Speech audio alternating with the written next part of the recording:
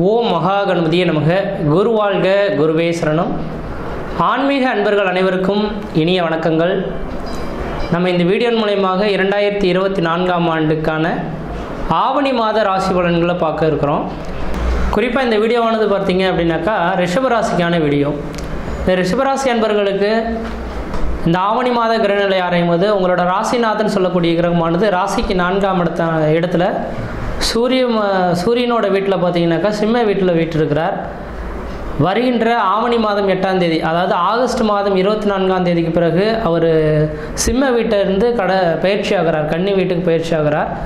அப்போ உங்கள் ராசிநாதன் சொல்லக்கூடிய கிரகமானது ராசிக்கு 4ஆம் இடத்துல சுகஸ்தானத்தில் இருக்கக்கூடிய ஆகஸ்ட் 24ஆம் தேதி காலகட்டம் வரலும் ஒரு மிகப்பெரிய ஒரு வளர்ச்சிக்கான காலகட்டங்கள். ஏன்னா 4ஆம் இடம் வீடு மனை வாசல் வண்டி வாகன யோகத்தை குறிக்கக்கூடிய இடங்க.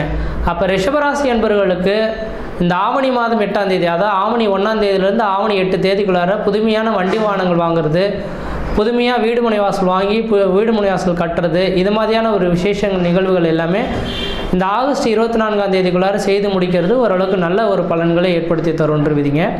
ஆனால் அதுக்கு பிறகு பார்த்தீங்கன்னாக்கா உங்களோட ராசிநாதன் ராசிக்கு 5ஆம் இடமான கன்னி வீட்டுக்கு செல்ல இருக்காரு. அப்போ கன்னியில் சுக்கிர பகவான் பார்த்தீங்கன்னா நீசமடைவார். நீசமடைகிறதுனால எந்த கிரகமும் அது வலிமை குறைந்துரும் நீங்கள் எடுத்துக்கொள்ள வேண்டிய அவசியம் கிடையாது. எப்பொழுதுமே தெளிவாக சொல்ல வரங்க, ஒரு கிரகம் நீசமடையுதுனாலும் அந்த வீட்டதிபதியும் அவன் வாங்கிய நட்சத்திர சாரநாதம் கேந்திர திரிகோணத்தில் இருந்து நீசமடையாமலும் வக்ரமடையாமலும் இருந்துட்டாலே அது மிகப்பெரிய யோகம்ன்றுவிதிங்க. அப்போ அந்த ரிஷபராசி என்பவர்களுக்கு தன்னோட ராசிநாதன் நீசம் பெறாரு அப்படின்ற பற்றிலாம் நீங்கள் எதுவும் கவலை கொள்ள வேண்டிய அவசியம் கிடையாது. இந்த உங்கள் ராசிநாதன் சொல்லக்கூடிய கிரகமானது சுக்கிர பகவான் உத்திர நட்சத்திரத்தில் தான் பயணிப்பார். அப்போ உத்திர நட்சத்திரத்தின் அதிபதி சூரிய பகவானை அந்த சூரிய பகவான் 4ஆம் இடத்தில் ஆட்சி பலம் பெற்று உட்காந்துருக்கனால உங்கள் ராசிநாதன் இந்த மாத காலகட்டம் முழுவதுமே ஆட்சி பலம் பெற்றதுக்கான ஒரு அமைப்புகள் ஏற்படுத்தி தருன்றுவிதிங்க. அப்போ ஆடி போய் ஆவணி மாதத்தில் உங்களோட காரியங்கள் எல்லாமே வெற்றி பெறத்துக்கான ஒரு மாத காலகட்டமாக இருக்கும். குடும்பத்தில் ஒரு சுப நிகழ்வுகளும் சுபகாரியங்களும் அழியா சொத்து சேர்க்கையும் வீடு முனை வாசல் வாங்கக்கூடிய யோகங்களும் வீடு முனை வாசல் கட்டக்கூடிய யோகங்களும் வெகு நாட்களில் எதிர்பார்த்த காத்திருந்த ஒரு நிகழ்வுகளானது தன்னைத்தானே தேடி வர்றதுக்கான வாய்ப்புகள் உருவாகுன்றுவிதிங்க. அதில் குறிப்பாக பார்த்தீங்கன்னா ஆவணி 1ஆம் தேதியிலேருந்து ஆவணி 8 தேதிக்குள்ளார, அதாவது ஆகஸ்ட் 17லேருந்து ஆகஸ்ட் மாதம் 24ஆம் தேதி காலகட்டத்துக்குள்ளார உங்கள் குடும்ப நிகழ்வுகள் ஏதோ ஒரு நிகழ்வுகள் நடக்க போகுது. நீங்கள் வெகு நாட்கள் நடைபெறுந்த ஒரு எதிர்பார்த்து காத்திருந்த ஒரு நிகழ்வுகளானது அந்த நேரத்தில் நடக்கும். இதெல்லாம் நடக்குமா அப்படின்னு எதிர்பார்த்து இருந்த நபர்களுக்கு ஒரு ஷாக் கொடுக்கக்கூடிய ஒரு அமைப்புகள் உருவாகுன்றுவிதிங்க. அதனால் அதை நினச்சி மன நிம்மதியும் மன சந்தோஷத்தையும் பெறக்கூடிய ஒரு காலகட்டங்களாக இந்த நேர காலகட்டங்களானது உங்களுக்கு நடக்க இருக்குது அப்படின்ட்டுவிதிங்க. அப்போ ரிஷபராசி என்பவர்களுக்கு 4ஆம் இடத்துல சூரியன் புதன் சுக்கிரன் 3 கிரகங்கள் அந்த இடத்துல வீற்றிருக்கிறதுனால 4ஆம் இடம் சார்ந்த விஷயங்கள், தாயின் உறவுகள் உங்களுக்கு பலப்படுறதுக்கான வாய்ப்பு உண்டு. தாய்க்கும் உங்களுக்கும் நல்ல ஒரு ரிலேஷன்ஷிப் கிடைக்கிறதுக்கான வாய்ப்பு உண்டு. என்ன அலைகளானது தூய்மையாக இருக்குன்றுவிதிங்க. உங்களோட மனது ஒரு மனிதனுக்கு என்ன தேவை அப்படின்னாக்கா மனம் ஒரு சந்தோஷமான ஒரு அமைப்புகள் இருந்துட்டாலே எல்லாமே அவன் அனுபவிச்சுட்டான்னு தான் அர்த்தம்ன்றுவிதிங்க. மன சந்தோஷத்துக்கு நிகரானது எதுவுமே கிடையாது. இந்த நேர காலங்களில் பொன் பொருள் நகை ஆடம்பர சேர்க்கைன்ற மாதிரி பல்வேறு அமைப்புகளை ஏற்படுத்தி வச்சுருந்தாலும் மன நிம்மதி இல்லாமல் வாழக்கூடிய நபர்கள் நிறைய பார்க்க முடியுது. அப்படிப்பட்ட இந்த ரிஷபராசி என்பவர்களுக்கு உங்களோட மனமானது இந்த நேர காலகட்டத்தில் மன நிம்மதியும் மன சந்தோஷத்தையும் ஏற்படுத்தக்கூடிய ஒரு மாத காலகட்டமாக இருக்கும். வெகு நாட்களாக தடைபட்டிருந்த திருமண யோகங்களானது இந்த நேரத்தில் திருமண வாய்ப்புகள் கூடி வரதுக்கான வாய்ப்புகள் உண்டு. குழந்தை பேருக்காக வெகு நாட்கள் காத்திருக்கக்கூடிய நபர்கள் குழந்தை பேர் உருவாகிறதுக்கான வாய்ப்புகள் உண்டு. உங்கள் குலதெய்வத்துக்கு செய்ய வேண்டிய சடங்குகள் எல்லாமே செய்யக்கூடிய காலகட்டங்கள் உருவாகும். அதே வேளையில் உங்கள் ராசியிலேயே குரு பகவான் உட்கார்ந்துருக்கிறதுனால உங்களோட ஜென்மத்தில் குரு இருக்கக்கூடிய காலகட்டத்தில் சீதையை பிரிந்த ராமன் போல வனவாசம் செல்லணுன்றுவிதிங்க. அப்போ கணவன் மனை உறவுகளானது இந்த நேர காலங்களில் பிரிவுகள் ஏற்படுறதுக்கான வாய்ப்பு உண்டு. ஒருவேளை கணவன் மனை உறவுகளுக்கு தொழிலானது வேறு ஊரில் அல்லது வேறு மாநிலத்தில் கிடைக்கிது அப்படின்னாக்கா ஏற்படுத்திக்கிறது ஓரளவுக்கு நல்ல பலன்களை தரும்.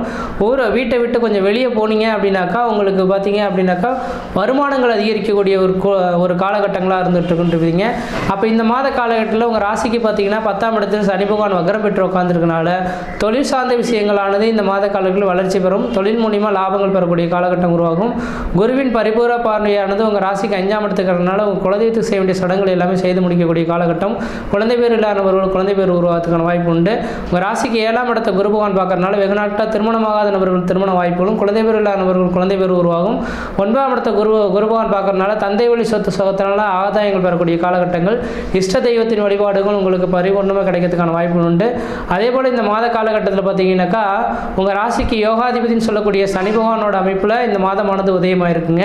ஏன்னா கர்ணநாதன் தான் காரிய சித்தி ஏற்படுத்தக்கூடிய கிரகம். பாலவ கர்ணத்தில் பிறந்திருக்கனால பாலவ கர்ணத்தின் அதிபதி பார்த்திங்கன்னா ராகு பகவான். அப்போ ராகுவின் அம்சமான புடியுடன் கூடிய ஐயப்பனை வழிபாடு செய்கிறது விசேஷத்தை கொடுக்கும். பிரம்மா கோயிலுக்கு போயிட்டு வரது ஓரளவுக்கு நல்ல பலன்களை தரும். கிராம தேவதைகள், அதாவது ஊரில் இருக்கக்கூடிய கிராம தேவதைகள் இருப்பாங்களே, அவங்கள வழிபாடு செய்கிறதும் ஓரளவுக்கு நல்ல பலன்களை தரும். இந்த மாதத்தில் வரக்கூடிய சனி பிரதோஷமானது ஓரளவுக்கு மிகப்பெரிய ஒரு வளர்ச்சிகளை தருன்றீங்க.